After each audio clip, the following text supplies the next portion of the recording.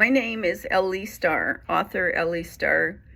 If I'm a writer on my YouTube channel, you will know me as Lotus Lee Starr. I started writing in 2011, 2012. I wrote 2 books of adult fiction and 2 books of children's poetry, which I illustrated. And I plan to do more under my pen name, Ellie Starr.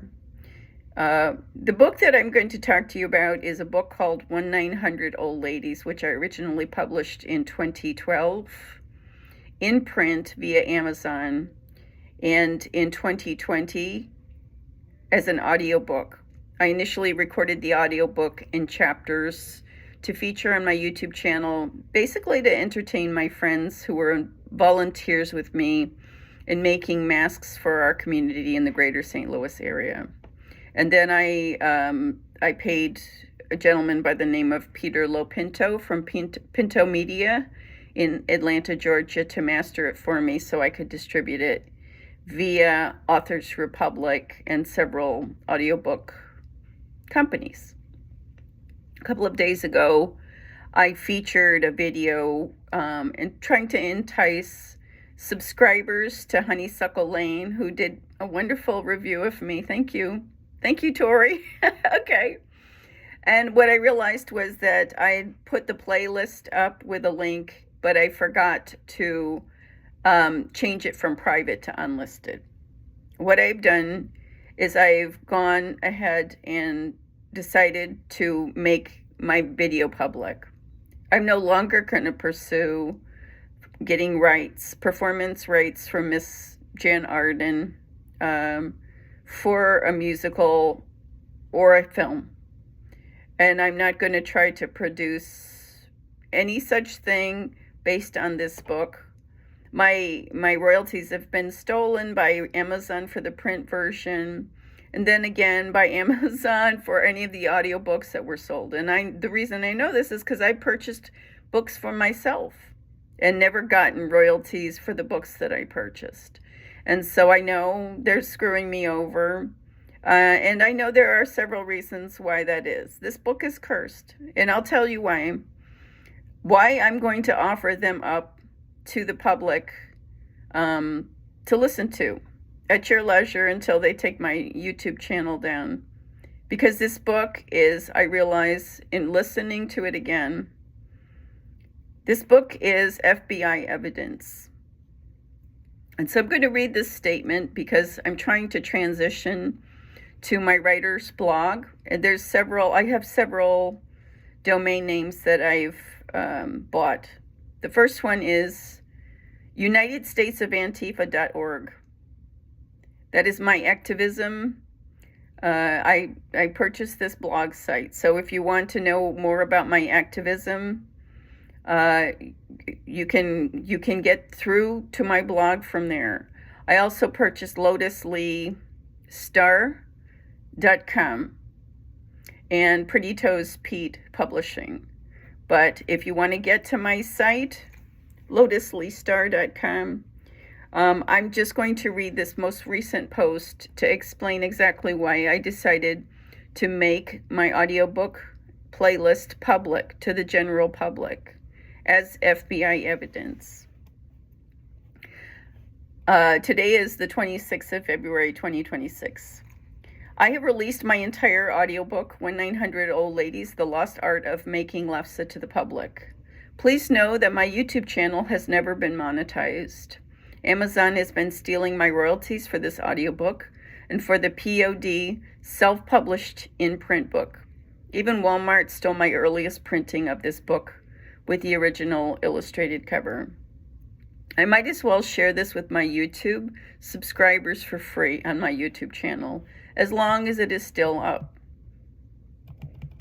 It is a highly entertaining book about overcoming narcissistic abuse and discarding the bigotries we are indoctrinated with in our childhood, yet embracing our cultural heritage. What I realized last night was that this book is actually FBI evidence, but the corrupt FBI doesn't want this or any other evidence I am willing to provide. In August 20 2020, my father-in-law, Laverne Prettyman, was poisoned by his children, specifically my sisters-in-law, Jean Pasquale and Sue Chisholm. Laverne and I worked together in 1983 and 1984 with an author named William Sutton, who had a ministry warning about the Illuminati. Laverne bankrolled the ministry, scheduling seminars in various Seventh-day Adventist churches in the Central Florida region. Willie preached the sermon, sold his books, and I sang Christian hymns while playing my guitar. I was married to Laverne's son, Joe Prettyman, for 38 years. My ex-husband, Joe, had 6 brothers and sisters, Jean being his older sister, the middle child. Cheryl McClellan was his oldest sister, whose initial idea inspired this book. In the early 2010s, Joe and I traveled to North Dakota in order to help Jean liquidate Laverne's farm assets and to help Jean prepare for an auction. She worked as a librarian for the Hebron, North Dakota Library and sent me local resources to research my book. My book, 1-900 Old Ladies, was set in the fictitious town of Himmel, North Dakota, geographically located where the real North Dakota town of Hebron was located. Cheryl gave me the idea for this book while preparing for Laverne's auction. She suggested that if something ever happened to her elderly husband, John, she would move to North Dakota and start a 900 line. This is why I set the book in the 1990s, when the 900 fad was at its peak. 1-900 Old Ladies, The Lost Art of Making Lefse was loosely based on the relationship between my 2 sisters-in-law, Cheryl and Jean. Cheryl's personality quirks and her overt hypersexuality were the basis of Margie's character. Jean was the inspiration for the other heroine, her younger sister Ellie. Some of the anecdotes I heard Joe's sisters tell and retell were the basis of anecdotes found in the book. The book was woven around the Lefse recipe Cheryl had gleaned from her racist Norwegian grandmother Alice Olive Prettyman. While living in Florida, Cheryl, Joe, and I made Lefse each Christmas season, preserving the holiday tradition and recipe. By the time our family moved to St. Louis, my daughter Ariel, Joe, and I continued this family tradition of making Lefse. Cheryl had forgotten the process and recipe by that time, and when she wanted to again make Lefse, I simply directed her back to the book, where the recipe was literally ingrained in every chapter. Many of the stories and anecdotes were also based on my own personal experience of growing up biracial and losing my mother at an early age. The similarities to my ex-husband's older sisters ended there. In the book, Ellen and Margie's deceased mother, Marguerite, was a good woman of mixed French-Canadian and Mandan heritage. My real mother-in-law, Deanne Prettyman, also had Choctaw ancestry, but she was an evil kitchen witch who was driven by evil jealousy and who treated me like a slave while she was alive. This is because my ex-husband's family bought me from my father as a minor in order to get him to sign my marriage license, thereby keeping her son, a convicted child sex offender, out of jail for violation of his parole. Before I left my ex, I discovered the simple truth about these women. My ex's sisters, who were elated when I wrote the book, deludedly believing that they were Margie and Ellie. The truth was, Margie and Ellie were overly romanticized versions of my sisters-in-law, Cheryl and Jean, who were not only narcissistic abusers, fakes, and criminals, but who were the most bigoted people I had ever met. They were all driven by jealousy and a poverty mindset from unhealed childhood wounds and a toxic family curse. By 2020, Jean was working with her Aunt Joan Gale's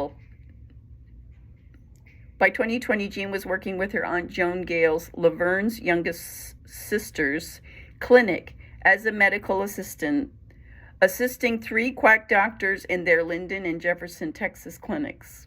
The first doctor was Ted Trimble, a quack who had been overprescribing oxycodone to his patients.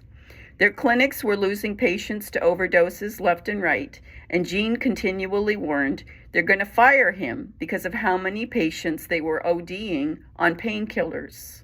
Soon the clinic transferred Trimble to their Longview clinic, and many patients, hopelessly hooked on painkillers, followed him there.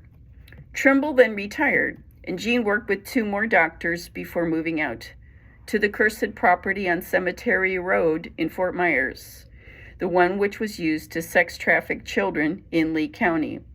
In October 2021, just before I left my ex-husband on the cursed property, Trimble was en route there to visit Jean when he was suddenly killed in a motorcycle accident. A few months after leaving my ex and his sister on the property, I did background searches on Jean and discovered that she used Trimble's last name as an alias. I knew that not only had Jean forged scripts with Trimble's name for painkillers, but she most certainly had a life insurance policy on him, claiming to be his wife. The lesson I learned from writing my book, 1-900 Old Ladies, and my traumas over the past 4 years are that people who suffer from trauma tend to project themselves into realities they see. In the case of my book, Cheryl believed she was Margie, and Jean claimed she was Ellie personified. Just like the gang stalkers on my YouTube channel who showed up in real life to destroy my happiness, they were all just Jezebel drama queens and kings who longed to be cast into my reality show. This delusional mentality extended to Trump and his supporters who had grown up believing the Apprentice version of Trump's image, that he was a good person and a successful businessman. This reality TV was the entertainment plugged into the homes of my former cellmate, Rebecca Lynn Carter, who had been child sex trafficked in Lee County from the time she was 6 years old. As a child, she was actually trapped on the property my ex and I jointly owned on Cemetery Road. The house where she was trapped was burned to the ground in 2019, mysteriously, with 4 victims inside. I was imprisoned with Rebecca in Pod O, known as the Crazy Pod of the Lee County Jail, kept in isolation for 2.5 weeks total, while being forced to listen to Rebecca relive the tragic abuses of her childhood. While awake, she perpetually screamed out the names of her abusers, which I remember to this day. But at other times, she romanticized herself standing on the bow of the Titanic with Leonardo DiCaprio. This was the dribble she escaped into while trapped into these houses. In order to disassociate from the devastating reality of her own existence. And like all the other brainwashed mega cultists I knew who grew up on reality TV, Rebecca also believed Trump was a good person and a successful businessman. This book and the subsequent audiobook never really sold. I know Amazon stole the royalties for the few books printed, and even when I released the audiobook in 2020. I never received Audible royalties for any of my sales, even though I myself purchased audiobooks from Amazon. I decided to publish the audiobook because I used my YouTube channel during lockdown to entertain my fellow friends who were helping sew masks for the St. Louis metro community. In July, while I remained home sewing over 3,000 masks, my ex-husband and his brothers and sisters all traveled to Jefferson, Texas, to pay a final visit to my aging father-in-law, Laverne, on his 8-acre ranch to help fix a wheelchair ramp in his home. At the time, Jean was his live-in caregiver who hovered over her father a total of 4 times, expecting him to die, and they all mouth-watered over the 8 acres he owned in Jefferson, expecting Laverne to leave it to his children. To his children's dismay, Laverne made the announcement that he had cut them all out of his will. 2 months later, he was dead. On her YouTube channel, Jean's Junk, Jean talked about her diabetic husband, Larry, and her father, Laverne, who had both almost died of COVID, eliciting the help of prayer warriors because they were both elderly, immune-compromised, and at death's door. Simultaneously, Jean began featuring a Friday mission statement, mostly to impress her flying monkey followers, publicly praying for her dad to recover when secretly she was praying for his demise. Her other sister, Sue, had used the canna butter recipe I had published on my YouTube channel at my ex-husband's request to slowly poison her father. What I realized last night was how they poisoned Laverne. In the book 1-900 Old Ladies, the heroes discover that Ellen's murdered narcissistic husband, Stanley Peters Sr., slowly and secretly poisoned his wife, Ellen's elderly Norwegian grandmother, by sprinkling thallium on her lutefisk. Thallium is a clear, odorless powder which was prevalent in rodenticides until it was outlawed in the 1970s. In my book, Stanley used a fictitious rodenticide called Yum Yum Rat Vittles to slowly poison Sigrid Sivertsen to death. The town's sheriff is clued in to how Stanley murdered his grandmother-in-law. His wife, Doris, finds notes Stanley scrawled in the pages about this rodenticide in a book she buys at his estate auction. Ellen has kept a lock of her grandmother's hair, which is seized as evidence and subsequently tests positive for thallium poisoning. The name of the book Stanley used as a recipe for murder was The Pale Horse by Agatha Christie,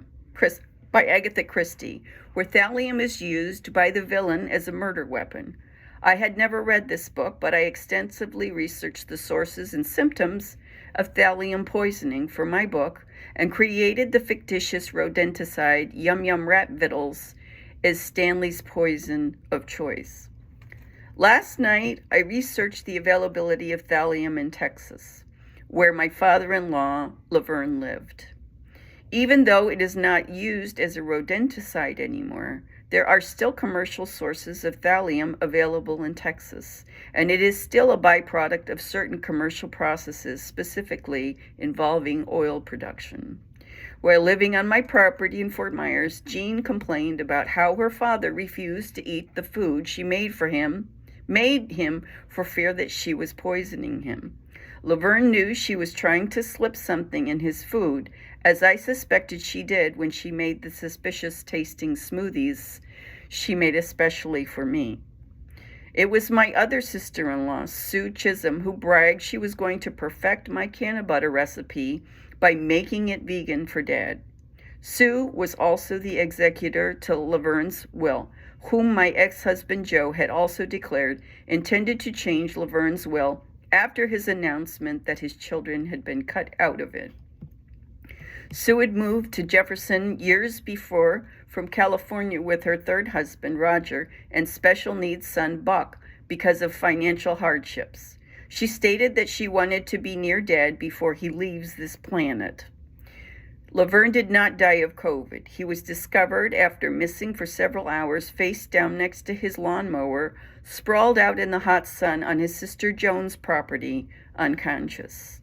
They never took Laverne to the hospital. He was depressed and tired of living. They just brought him home and called in hospice. Jean also confided in me and Joe 1 month after Laverne's death that it was she who gave her father his fatal dose of morphine. I also know for certain that because of her past business involvement with Laverne's bee business during the early 2000s, Laverne had a small life insurance policy on him where Jean was the beneficiary. Obviously, there was a bitterness and resentment over the fact that Jean had cared for her dying father on several occasions, yet now had been stiffed out of his will. But the true reason why they ended Laverne was because both he and my nephew Rosh had planned to warn me about their family cartel. After Jean administered Laverne's fatal dose of morphine, Laverne fell into a coma for several days before passing away. The day before Jean's birthday, Jean confided in me that her sister Sue stood by Laverne's bedside screaming at her father to hurry up and die, because tomorrow was Jean's birthday and she didn't want him to die on Jean's birthday. This is very important to note because I have previously asserted that these people are kitchen witches who practice black magic and secretly worship the devil.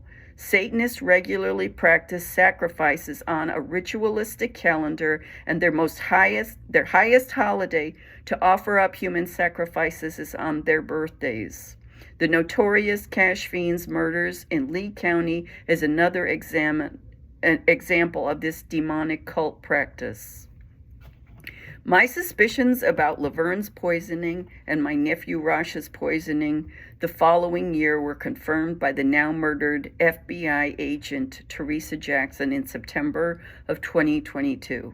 What I didn't realize until yesterday is that Laverne was most likely systematically poisoned with thallium added to his food.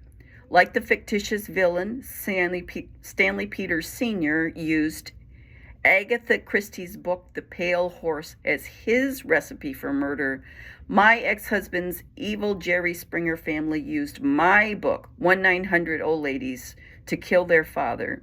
They grew up poor, and they had a poverty mindset, which I mention in this book. The sad truth is the devil has sufficiently tempted them to sell their souls for YouTube fame, criminal power, and money in order to victimize many family members, good people, and countless innocent children. I have decided to release this book to the public on YouTube, which will soon be canceled. This is evidence. I have no proof of any of this, nor do I need proof. These people can threaten to retaliate against me, but they have no power over me. And if they choose to litigate me civilly, they will be forced to divulge the awful truth about their crimes against humanity and incriminate themselves. Laverne's remains were cremated, and I have no idea where his ashes might be located at this time. When Raj was murdered on June 17, 2021, no autopsy was performed. Corrupt agents working in the FBI Gateway office betrayed, murdered, and covered up Agent Jackson's death in September 2022, along with Joe and Jean's half-sister, whose name I never knew, but I still remember Laverne's eyes. Derek's phones, the ones which contained evidence proving Theresa Jackson actually existed, were confiscated by Lee County Sheriff's Office and destroyed when my ex-husband's cartel set my stepdaughter up to be raped for the second time in the South Point Villas condos in Fort Myers in April of 2023. These criminals still roam free, while my husband Derek serves year 3 of his wrongful prison sentence in Miami-Dade prison. My stepchildren have been kidnapped and their baby mothers and grandmothers murdered. One by Derek's own abusive mother, Christine Sears Pete, who, together with Hardy County Sheriff's deputies, tried to frame Derek for Amanda's death just a week after poisoning her. Kennel owner Donna Thompson kidnapped my dog Charlie because Sheriff Marceno and Ron DeSantis conspired to hide the true body count from the public of Hurricane Ian. When countless unidentified corpses washed ashore, their bodies were simply dumped at the Estero Wildlife Preserve like yesterday's garbage. My ex-husband's employer, MyTech Industries, refuses to fire him. Even though he has a felony record as a child sex offender, no one will prosecute him, charge him for his current crimes, or hold him accountable. My sister-in-law, Jean, lost her channel, Jean's Junk, due to copyright infringement from art she stole from me, but was given a new channel, Pinky Jean, where she continues to lie about how she loves Jesus and flamingos, yet secretly hating both in her heart. At present, she has twice as many subscribers as I do on my non-monetized shadow ban channel, and yet her only content involves opening boxes to raffle in exchange for subscribers, likes, and comments. On her YouTube channel, she preaches she is a woman of God while secretly running the family cartel and trafficking innocent children. She is a hypocrite, a white Christian nationalist, and a classic textbook Karen. And for those of her followers who are flying monkeys, who have basically defamed me and talked smack about me, I'm going to tell you, I sat next to this woman on my property as she destroyed the peace underneath my thinking tree, and all she had to say about her subscribers was nasty, vile gossip. My ex-husband's siblings all live in this commune in Jefferson, Texas, in tiny houses. My ex-husband is building for them. I am homeless, and I have been for 4 years. They have stripped me of everything, including my reputation, and they have persecuted me, gang-stalked, harassed, framed, and robbed me, physically attacked me, and tried to kill me and my family. I have been battling against all the agents and minions of not just my ex's cartel, but criminal co-conspirators of Donald Trump himself, because it is not the flesh and bone, but the entities and principalities who govern them. Ephesians 6:12. This is why Trump supporters and minions have worked to destroy my life, because I expose this hard truth. Trump is a child rapist, an antichrist, false prophet, and MAGA is a satanic cult. Ghislaine Maxwell is alive and well in Quebec, while a body double serves her sentence in a Texas camp. Jeffrey Epstein was spotted in Israel. Virginia Giuffre was murdered in April of 2025, and I know it was Andrew Mountbatten who ordered the hit. Why else would the UK arrest him? Anastasia Tollard, the fake 911 Puta caller, is alive and well, assuming fake identities, including that of Tanya Aldana, an evil woman we knew while at the Home 2 Suites, one who witnessed and can corroborate the witchcraft launched against us by the now dead Holly Samson. Anastasia's mother, Valerie, still works at Oakwood Middle School in Lockport, Illinois, even though I warned her superintendent that she has been working with my ex's and Mrs. Pete's child sex trafficking cartels. Roger Ludenis, who was arrested on 8 counts of fentanyl and cocaine trafficking early last year and who squirmed his way out of the murder of Daryl Scott in 2018, was released on probation on January 8, 2026, and is now wreaking criminal havoc in Lee County. Ironically, my husband, Derek, who worked with Agent Jackson to help thwart the Sarasota kidnapping in September of 2022, is still being wrongfully held in prison. Corrupt Marceno is still Lee County Sheriff, despite being called before a grand jury in December of 2024, only to have his charges vanished under corrupt Attorney General Pam Bondi. And Dirty Dan Borgermeyer is still St. Charles City's Trump wannabe mayor. The things these evil people didn't anticipate was that I and my husband Derek are psychic and that all God's chosen have divine protection. It has to do with Miss Margaret Todd, who worked with the Manhattan Project with CIA psychics during the Cold War and during the SALT II negotiations in Geneva, Switzerland in 1972.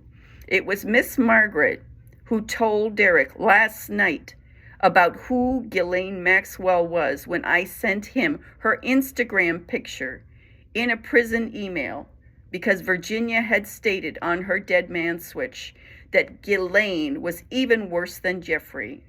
Virginia talks to me as a psychic medium, and she's asking me to help find her and all the other murdered Epstein survivors justice.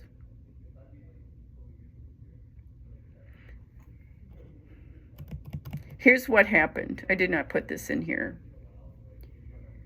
Last year, Trump authorized the transfer of Ghislaine Maxwell from a Florida high maximum security Florida prison to a Texas camp. It was at that time that she was switched out with a body double who was given a puppy. The woman who made the statement that she was pleading the fifth against any questions that had to do with Donald Trump is a body double. Ghislaine Maxwell was spotted in Quebec. Ghislaine Maxwell is in Canada, and she is a friend. She was reportedly a friend of the wife of Mark Carney. They know she's here. They are sheltering her here in Canada. And the picture that I sent to my husband yesterday in the prison, I just told him, this is a refugee friend here in Canada from the UK. And I sent it to him. And when he had confirmed that he received it, I said, now you have to ask Miss Margaret and look at it again. Really study it and call me. And when he called me, he said, Miss Margaret says this woman is involved with Trump. She's evil, to stay away from her. She is a witch. And that's when I told him that woman is Ghislaine Maxwell. And the man standing next to her, when the guy on Instagram confronted her by name, was her brother. He was hiding his face. These dead victims need closure and resolution of their murders. For years, I have been collecting evidence of these crimes, evidence which the corrupt FBI refuses to hear, which incriminate all these organized criminals. They serve the devil. As a reader of mine stated, there is nowhere organized crime exists where the devil is not involved. These murdered loved ones who need closure are the dead mentioned in the book of Revelation. Revelation 6:9 through 11, New King James Version, 5th seal. The cry of the martyrs.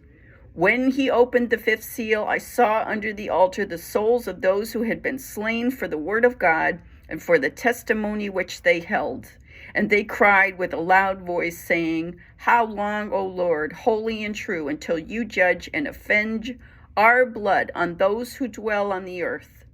Then a white robe was given to each of them, and it was said to them that they should rest a little while longer until both the number of their fellow servants and their brethren who will be killed as they were was completed. These are the children of God who are asking me for justice. My father-in-law, Laverne, preached this message about corruption and Satanism. His children knew the truth. Laverne was the inspiration for my Anders Sievertson in the book 1900 Old Ladies, which I know he read in print form when I published the book. Laverne was not perfect, but I loved and respected him as a father when my own father had failed and abused me. His ungrateful children murdered him, burned the Illuminati books, and they used my book as a recipe book on how to take him out. They had my outreach shadow banned on YouTube while Amazon stole my royalties. They stole the printed copies I left in the storage unit, and they all colluded to hide it from the public, just as Stanley did with his book collection. He hoarded it and buried it, thinking no one would find out about his crimes. And so I am offering up my book Free for All because it is evidence against my persecutors but also as a message about healing. If Amazon is stealing my profits and these evil criminals insist on stealing my ideas, if YouTube continues to allow gang stalkers to siphon my creative energy, I have resolved to give it away, knowing those who are meant to hear and heal from the message will. And let me say one more thing about this. The evidence that I put up on my YouTube channel, I know is being used by good lawmakers, angels on this earth, in the justice system, those who have been driven out of the FBI, the few honest law enforcement officers globally. And I'm telling you, this is my evidence. You have to work with me to take these motherfuckers down. 1900 Old Ladies, The Lost Art of Making Lefse ends happily for the good guys, while the villains are destroyed. This is God's hopeful message in the end of the book of Revelation, and as long as I have breath in me, I will use my art and message of God's promise to deliver his people, to heal others. I invite you, those of you who are helping me fight oppression, persecution, trying to bring those who would victimize our most vulnerable citizens to justice to come to my page, unitedstatesofantifa.org. Thank you for joining me today. Enjoy my book. It's a really great book. And I'm sorry. I'm sorry it was used to kill someone I love. But there's a lesson to be learned from it. And I hope you enjoy it. Thank you for joining me today, and have a blessed day.